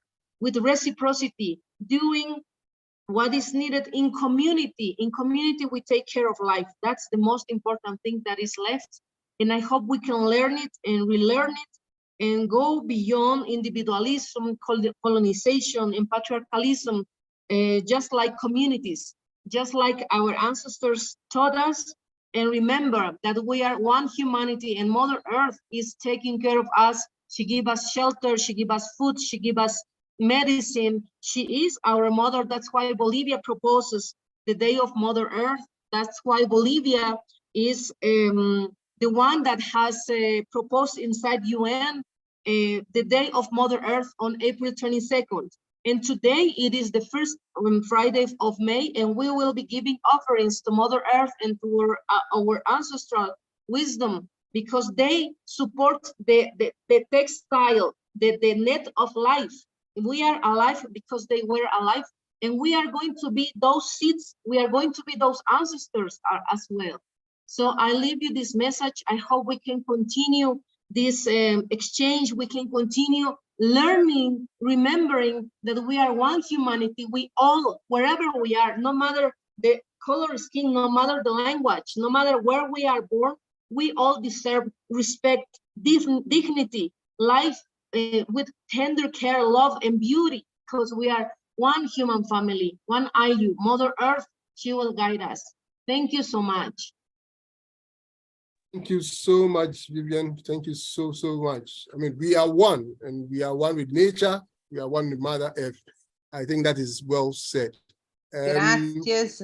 Pardon, Percival, I'm coming in again. Gracias, Vivian. Vivian, ¿tú puedes introducir Maritza en español? Sí, mi querida. Maritza, si quieres, vos habla y yo traduzco un poco para ti. Adelante, por favor. Perfecto. Okay. Hola, buenas tardes. Mi nombre es Maritza. My name is Maritza, and thank you for the invitation. Muchas gracias por invitarme a unirme a esta actividad. Yo soy mujer maya de México. En nuestro México es un país con una gran diversidad cultural. Existimos 68 pueblos originarios de nuestras comunidades indígenas. Y yo soy una de ellas. Maritza, Sí. Perdona por interrumpir. Vivian va a traducir. Habla y espera un poquito, él traduce y continúa. ¿Puede ser? Ok, sí. Ok, gracias. So, Vivian, please. Maritza. Adelante. Okay, Adelante. so how I wish we could you all understood the conversation. First of all, so Vivian is going to be translating Maritza. Oh, shoot. Okay. Good. Okay, good. So please, Vivian. Sí, so Maritza is a Maya sister from Mexico. In Mexico, they have more than 68 people. Por favor, adelante, Maritza, y voy traduciendo. Ok. Yo soy de la cultura maya, una de las 68 68 pueblos indígenas. Y aquí en nuestro México, pues tenemos una gran diversidad de situaciones, de problemáticas que And we have different troubles in Mexico with different situations. vivimos. Para nosotros, nuestras ancestras por años han cuidado nuestra madre tierra. Han cuidado nuestra madre. Adelante. Have taken care of Mother Earth for years. Para nosotros la madre tierra es esencial porque de ella vivimos, de ella comemos, ella nos da vida, y para nosotros los pueblos originarios es muy importante cuidarla, amarla y respetarla. For us as indigenous peoples, it's very necessary to take care of her and respect her because she gives us life, shelter, food. Nuestros pueblos originarios son los herederos de Dios. Lo que hacemos es cuidar nuestra tierra, sembrar, agradecer todos los días tenemos que agradecer al Padre Sol, a la Madre, y agradecer por nuestras cosechas. So every day we need to, when we seed, when we harvest, we give thanks to Father, Son, to Mother Earth for what we have. Desafortunadamente, las grandes empresas nos han despojado de nuestras tierras, de nuestros territorios, de nuestras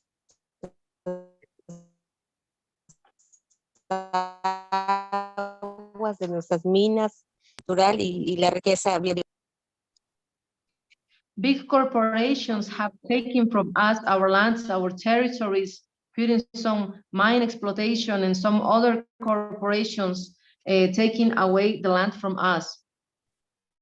Nosotros los pueblos originarios somos los que nos encargamos de no tirar árboles, de cuidar nuestras aguas que estén limpias, de cuidar nuestro viento que esté limpio. Sin embargo, pues las grandes empresas vienen y contaminan contaminan nuestro aire, contaminan nuestras aguas.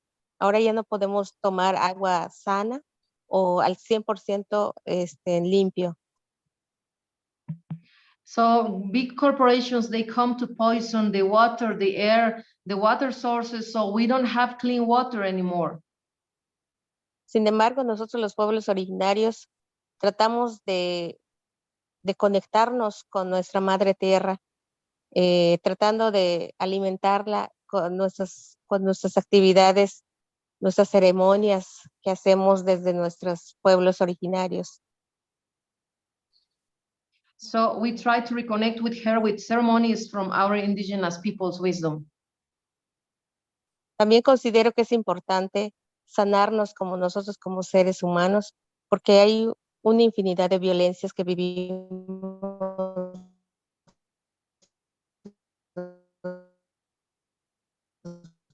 pueblos originarios, las mujeres tienen violencia en nuestra través de nuestras prácticas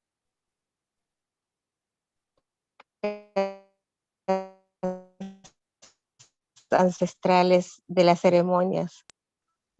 Adelante. There are different violent situations and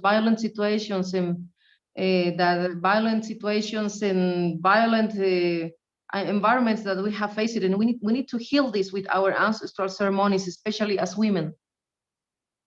Como pueblos originarios tenemos derechos, sin embargo, muchos de nuestros derechos no han sido respetados, no se nos respeta. Nuestros alimentos están siendo contaminados.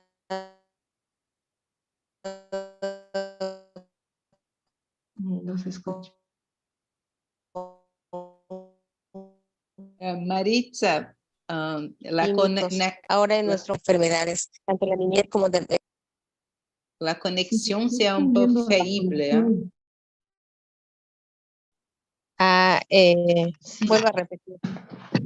Sí, es un poco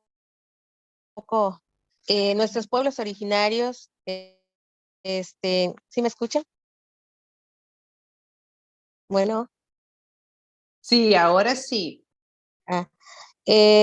Hemos sido despojados de nuestras aguas. Sin embargo, los pueblos originarios que vivimos aquí somos los que defendemos nuestros derechos a nuestra Está cortando. All right, so I'm not sure what's happening with Maritza's tierra, nuestra agua, nuestras actividades culturales. Maritza, está cortando mucho la internet. Tengo mala señal, creo. If you could just wrap it up, that'll be great for us. Ok. Entonces, por favor, le habla en la finalización, como ça, y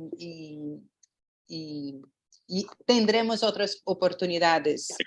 Ok, está bien. Es que tengo un poco de mala señal aquí. Nos ha estado fallando el internet. Sí. Bueno, en otro momento entonces. Ok. Gracias. Gracias, Maritza. But I understand gracias. Thank you, Maritza. And you have just given me a very active challenge, a challenge of languages. And I'm going to ensure that within the next 2 years, at least I should understand basic Spanish or Portuguese, at least the basic elementary, Spanish. So I can be able to respond to your very insightful contributions. We just have about 10 minutes to go. There are still a lot to discuss. I know that we've only scratched the surface of the conversations, but I'm going to welcome Nathan to share his takeaways. Like summaries of what we've come up with so far, and then see if we can make some resolutions going forward for how we are going to work together as partners to protect our planet and to protect our health and well-being. Over to you, Nathan. Thank you, Percy. I'll be happy to do that. I'll aim for 1 minute, but first I want to invite Nightingale and then Tess to share. So please, over to you, Nightingale, and then we'll introduce a very important person helping Acopphe to rise to the next level, our new communications coordinator, Tess. Thanks.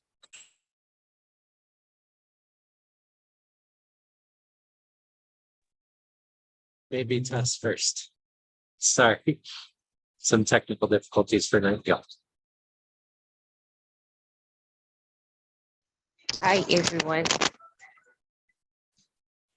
I don't know if you can see me, but hi. My name is Jeresia Gitao. Kindly pardon, I have a terrible cold, but I hope you can all hear me. It is a pleasure to get to meet you all and also to join on this online webinar where I am getting to learn and to hear different voices and what is happening across the world. So just listening in, and it is quite amazing to know and also to learn that we are also realizing the impact of colonization and what impact it has had on us and how much our indigenous knowledge has been eroded. And there's a lot that we need to do to catch up and also to rebuild, and also knowing that indigenous knowledge, our indigenous knowledge, is authentic knowledge. And that is one of the things that, as I can say, I try as much as possible from the platforms that I serve to ensure that our children, our brothers and sisters get to hear all of this. So going forward, I can't wait to work with all of you and get to see how can we make this information easier, better for others who are not in the climate change and the health nexus, get to understand it better. And not only to understand, but also to make sure that they are taking some action and making sure that our climate and also our environment is a safe space and a healthy space to live in. Thank you so much, and over to you, Nathan.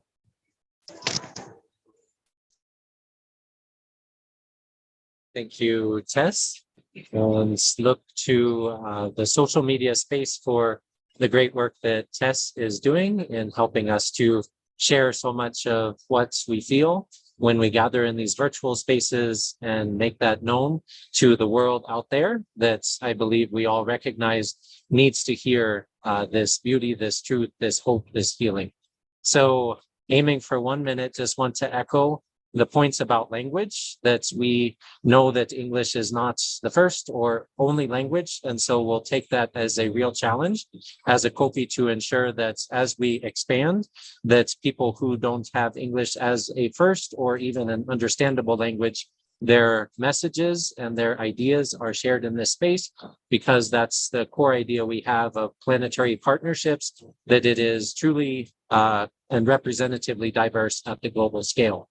So something that is very special to see that has happened in our meeting today is the regionalization. And so in the future, I think that we will have a better plan in place where you're able to connect with others who either share a strong commitment and interest that you have, such as research or education or children and youth, Those are action teams related to specific issues, but also organizing on the regional level. And so just a quick reminder about the current leadership of Acopphe. We have 6 executive team members representing different regions from throughout Africa. Percival in the West and Central African region, Mona in the North Africa region, Nightingale in the East African region, and Walia representing Southern Africa. So we really invite you individually, also Vanessa, sorry, representing Central and South America and the Global South. So invite you to reach out to them if you're in those regions and have ideas about ways that we can regionalize and localize to translate these broad issues into what is more meaningful to you at the regional and national level. Also want to propose that you share feedback with us about the best regular meeting time. At this point, we're looking at monthly meetings being most likely a good way that we can come together and share priorities and action-oriented opportunities. And so today is the first Friday of the month. And so that's tentatively one of the times that we're looking at, which we can call the first Friday Global Gathering for Hope, Health, and Healing. Also partnering for Planetary Health Day, or P for PhD. And so this is something that just is going to make it easier for us to know when the regular Acopphe meeting is, and the way that we're trying to link with other friends and allies across the world who are aligned with the objectives and priorities that we have. Also want to talk about some upcoming dates of importance. A little over 2 weeks from now, May 22nd, is World Biodiversity Day. So we're thinking of organizing a webinar around that topic. So if you have an interest in that area or ideas about a meeting topic or speakers, please feel free to reach out to us so that we can raise awareness about the important connections between human health, biodiversity, and planetary health. Also want to give a special shout out again to Orieni and Keen, and we're looking to try and normalize and scale these types of intergenerational partnerships. I think that we all saw and heard loud and clear the amazing work that youth are doing in the space of environments and health and advocating at the global level. Keen and others are really educating us, speaking for Nightingale and I, having been to COP27 in Egypt and COP28 in Dubai in December, is just within the past several days, has made an announcement that health will be reflected with a full day. So the first time and the strongest way that health is being reflected. So it's something that we can take as an action-oriented opportunity to start looking to COP28 and other global gatherings, that we try and ensure that the types of global diversity, community-centered, child-focused perspectives that we've heard so beautifully articulated in today's meeting, that those are heard at the higher levels as well. The last point I want to share is just something which I think is hard to describe in words, but it's the feeling of love that is not so frequently heard or reflected whenever you talk about virtual gatherings or even in-person gatherings. But this idea of planetary love, of bringing out the best in each other, is something that we're committed to, and ensuring that different voices are heard, because each and every one of us has amazing creativity and solutions inside of us. And so it's very much a work in progress. So we want to really appreciate, especially those of you who don't have English as your first language, but please hear on behalf of the entire executive team that we are committed to ensuring that your voices are heard in this space, and that we will move together with you as one human family. And again, thank you so much, Vivian, for sharing the beautiful work that is being done by Bolivia in leading at the global level to try and promote unity, peace, and health. So thank you all again. Those are the last words that I'll share for now, but please continue communicating with us so that we can continue learning, growing, and building together. Asante sana. Thank you all. Thank you so much, Nathan. Thank you so much. It's been a very exciting time. I want to thank all the speakers. I want to thank all the participants. I want to thank everyone who's made it possible, who made this event possible. It's been amazing. I know there's a lot more to say. There's a lot to discuss. But in the interest of time, we are restricted by the time that we've scheduled for ourselves. And so our apologies if we were not able to speak on today, particularly because we were not able to have the breakout session. In the future event, we are going to make sure that there is enough time dedicated solely for that, so that we can all share our thoughts and we can build community and consensus together. I want to thank you all for being part of today's event. I want to thank the Acopphe leadership. I want to thank the MRN leadership who is also here, and everybody who is present. And I want to thank each one who has participated in this event and made it possible and made it successful. Thank you very much. I think Nathan wants to say a final announcement. Nathan. Thank you, Percy. I noted from the chat that Donovan, I believe, would like to share. So Donovan, we will be happy to hear from you. Thank you. Oh, sorry, Donovan. Over, please, go on. Thank you. My name is Donovan Humphrey Franco. I am from São Paulo, Brazil. I am a junior mentor Brazilian program coordination member and Planetary Health ambassador. It is always a great pleasure to be together with all of you from Acopphe, Africa Planetary Partners, discussing such important issues. I am very happy to be able to be part of this initiative of planetary partnerships. I am a representative of Brazil, South America, Latin America, the Global South. But like all of us more broadly, I am a representative of living beings and humans who are concerned about the health of planet Earth. All together as humanity, we put the planet at risk. So it's our responsibility to come together to save our planet, our only true house, our wonderful home. Thank you very much to all you present here for the very important speeches, wonderful lectures, and to everyone who YouTube for their interest in getting informed and helping us to preserve planetary health. I now pass the floor to my colleagues here from Acopphe or any dear guest speakers who would like to take the floor. Thank you very much.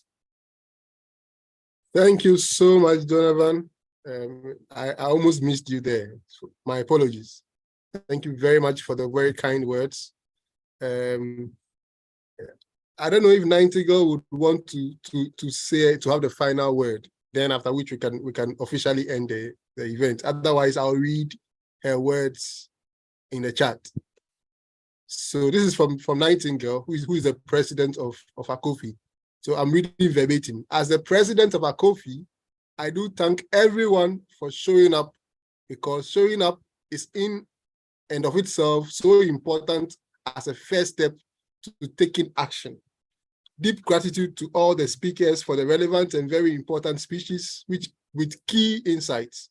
Feeling much hope as we move forward to, I'm not sure what word that is. I think bound ourselves, I guess, future generations and our ancestors who preserved our planet, that we may be here to enjoy it and in turn preserve it. Thank you so much, so much to you all. Those are the words of Nightingale.